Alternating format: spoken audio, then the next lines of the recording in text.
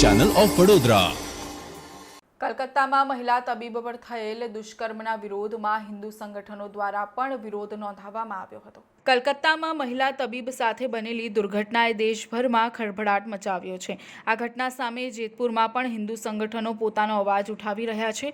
શનિવારે સાંજે 9 વાગ્યે તીનબત્તી ચોકથી દેસાઈવાડી સુધી મશાલ રેલી યોજીને આ ઘટનાનો વિરોધ કરવામાં આવ્યો હતો।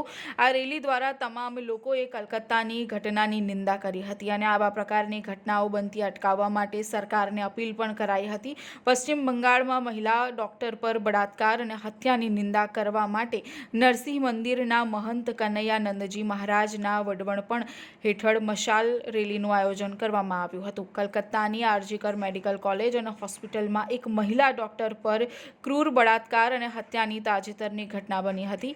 આ ધિક્કારપાત્ર કૃત્ય પશ્ચિમ બંગાળમાં મહિલાઓની સુરક્ષાની ગંભીર બેદરકારીને પ્રકાશિત કરે છે। આવી ઘટના માટે તાત્કાલિક કાર્યવાહી કરવાની માંગ સાથે આજે આ કૂચ માત્ર પીડિતા પ્રત્યેની એકતાનું પ્રતીક જ નહીં પરંતુ મહિલાઓની સુરક્ષા ગૌરવની ખાતરી કરવામાં પશ્ચિમ બંગાળ રાજ્ય સરકારની નિષ્ફળતા સામે વિરોધ પ્રદર્શન કર્યું હતું।